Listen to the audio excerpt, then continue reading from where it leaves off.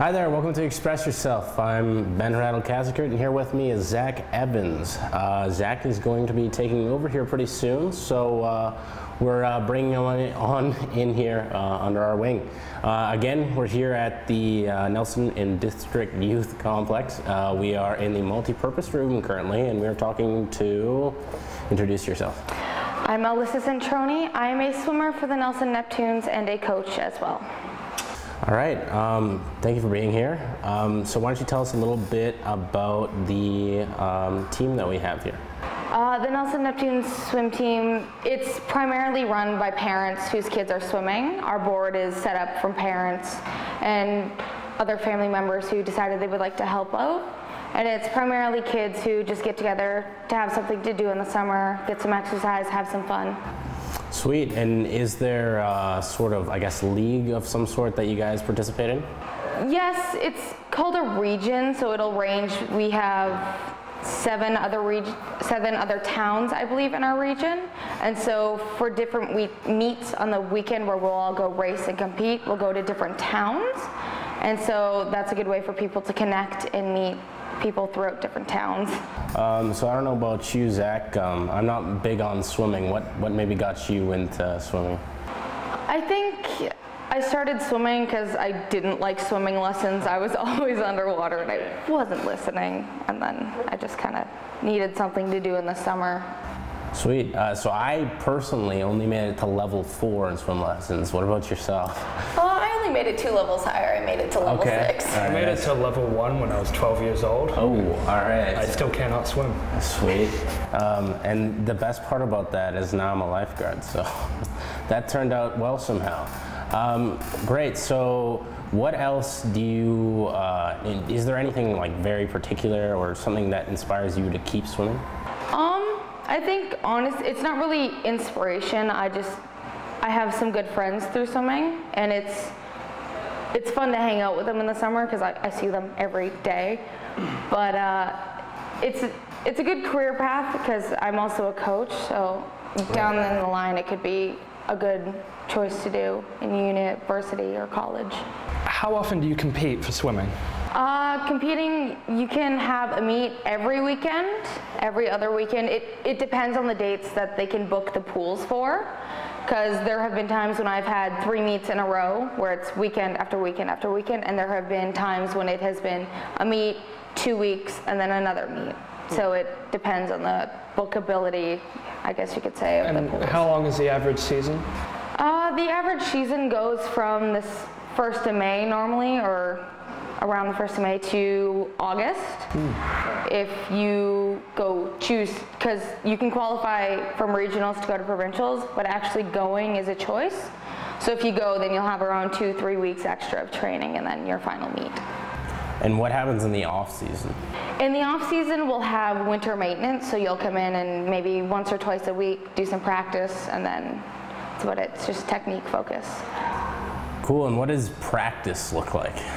Practice in the summer, because we have 2 different groups. We have our senior group and we have our junior group. So juniors will get in the pool and they'll have Monday to Friday, 1 hour each day. And seniors, they have 2 morning practices, which are an hour, and afternoons and every day except for Friday, which are an hour and a half long.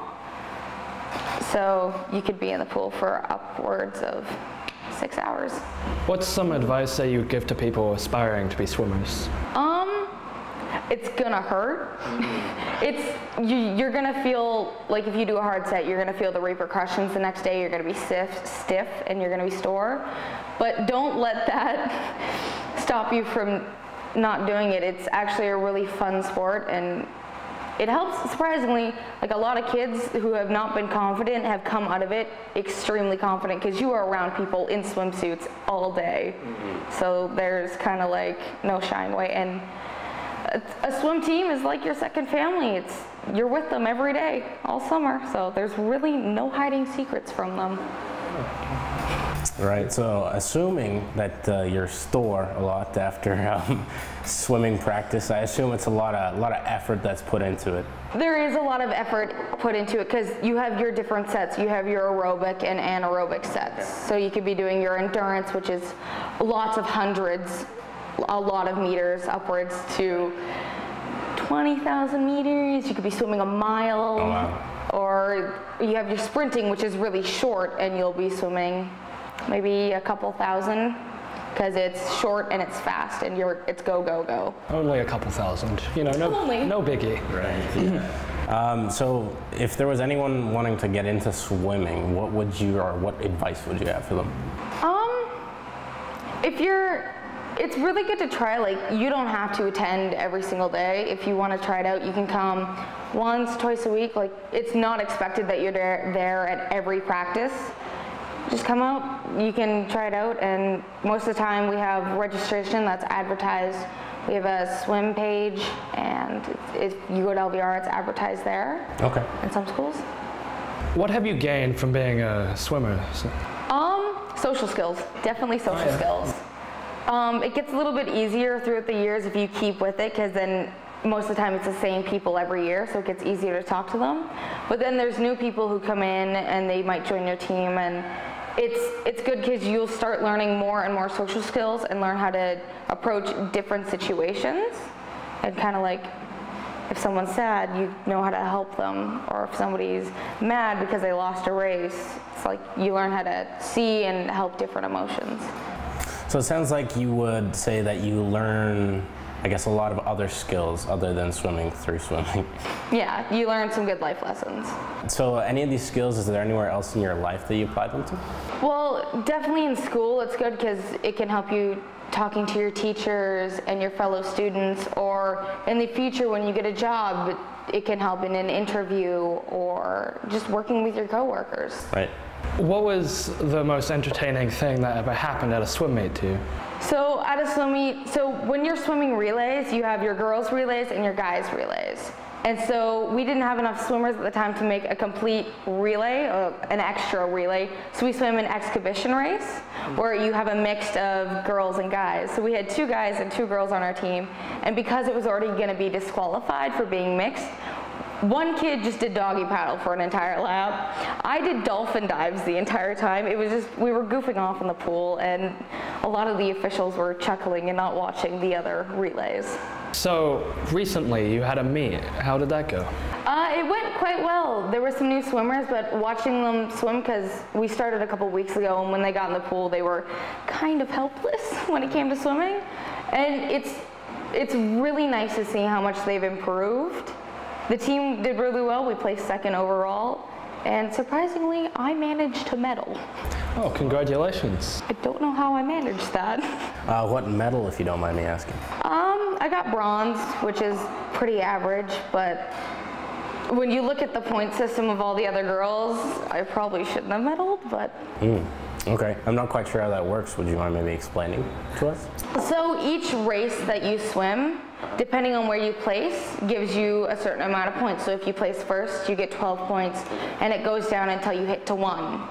And then after that, if you were placed any farther than the place you get for getting 1 point, you don't get any points. So it's, okay. You want to swim good because you want to beat your best time. Right. But also if you swim faster and you place better, you get more points, which can help you medal, and it can help your team, because these points don't go towards anything other than helping people like aim for their goals, or kind of like a fun little challenge between swim teams of who's going to place first this time. All right, thank you very much for being here, Alyssa. It was great to have you and speak to you about this. Thank you. After the break, we'll be talking to Leonie, who is part of LVTV. Welcome back to Express Yourself. Joining us right now is Leonie, who's a crew member of LVTV. Now, for those of us who don't know Leonie, what is LVTV? Okay, so LVTV is a broadcast of announcements that gets broadcasted at 8:40 to the TVs in our school. So the people in our school, the students, can watch it and receive all the information that teachers or students want them to receive. For those who don't know, LVTV is broadcasted throughout LV Rogers and Nelson. So what inspires you to be part of LVTV? I like being at LVTV because I like the people there. It's sort of a community. And I like that there are a number of different skills you can use when being part of LVTV. And there's always like problems, mostly, like there are problems a bunch, and you can use your problem-solving skills. So I like that. What kind of problems have arisen in the past?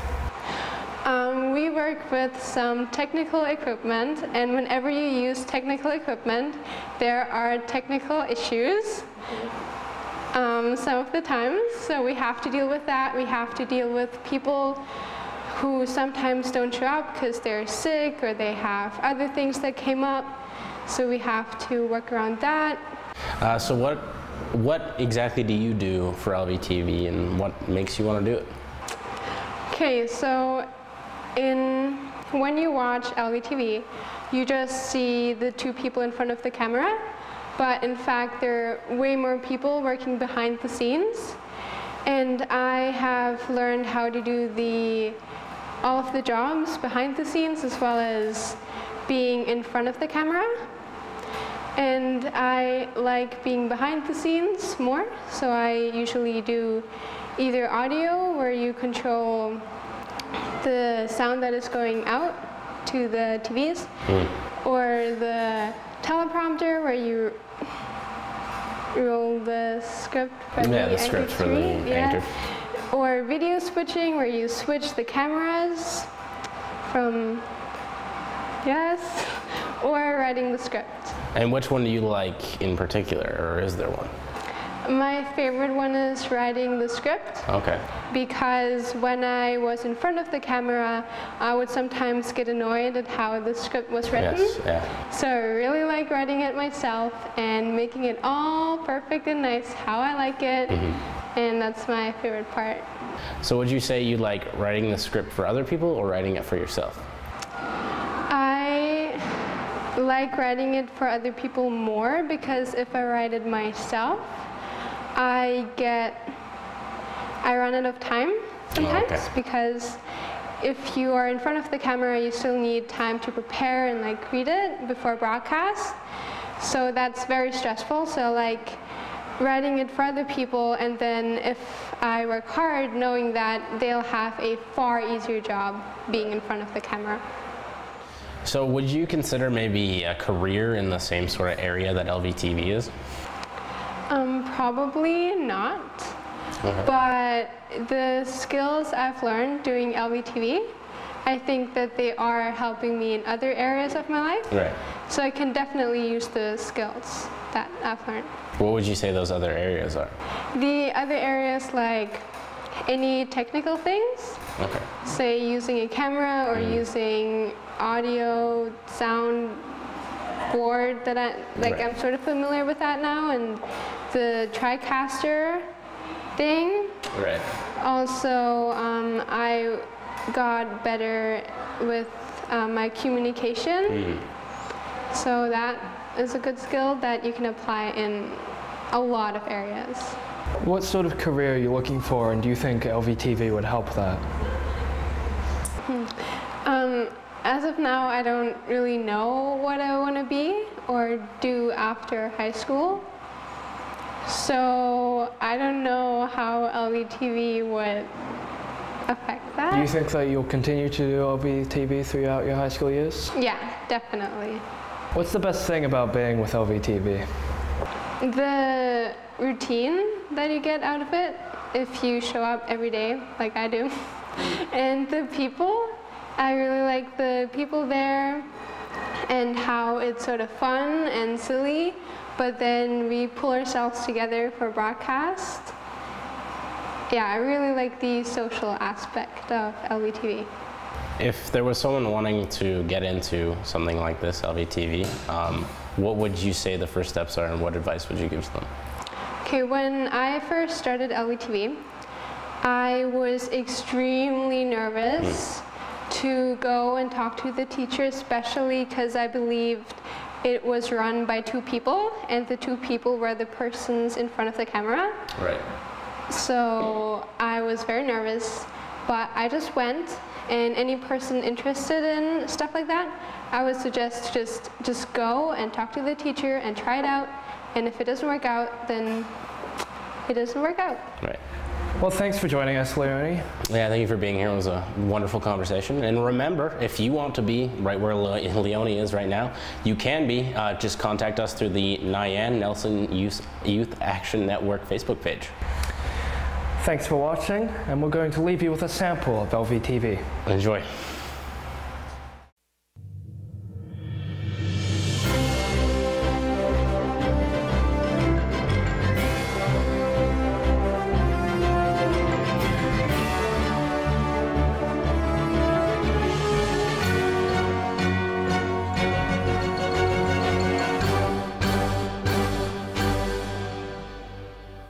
Good morning, LVR.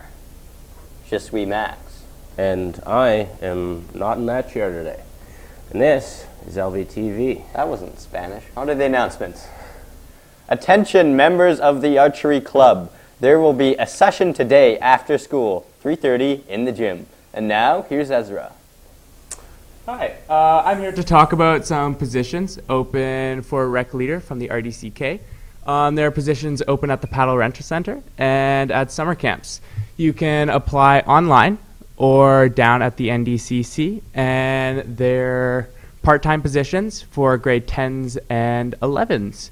For more information, you can look at the RDCK website or find me in the halls. Thanks. All right, thank you, Ezra. Grads, it is time to get your say-somethings in. These are the few words you would like said about you at the graduation ceremony. Go to the LVR website under the Grad tab to find the link to fill out your say-something. If you have questions, please contact Mr. Conkin. Deadline is Tuesday, June 5th. Now, here's Sophie Edney. Hi everyone, I'm here from the Rec Leadership class to talk about Tropical Day, which is happening next Friday, June 8th. So we're encouraging everyone to wear your sunglasses and bright shirts, and in my case, this random grass necklace I borrowed from Mr. Munby, to school next Friday. And we're going to be organizing some carnival games in the courtyard at lunch. So we're going to have things like limbo, we're going to have some face paint, and whoever plays the most games and wins, you're collecting points, and you could win a DQ gift card. And for encouragement, if you do dress up, we have a couple bonuses in there for points. So, we hope to see everyone next Friday. All right. Thanks. Yeah, thank you very much. Grads, please go to the office and sign up for the cavalcade. Ooh, deadline for signing up is June 8th. It is 103.5 The Bridge. Rest in peace, that name. Anyways, today on the 103.5 The Bridge FM, we have more tea. It's great. It's drinkable.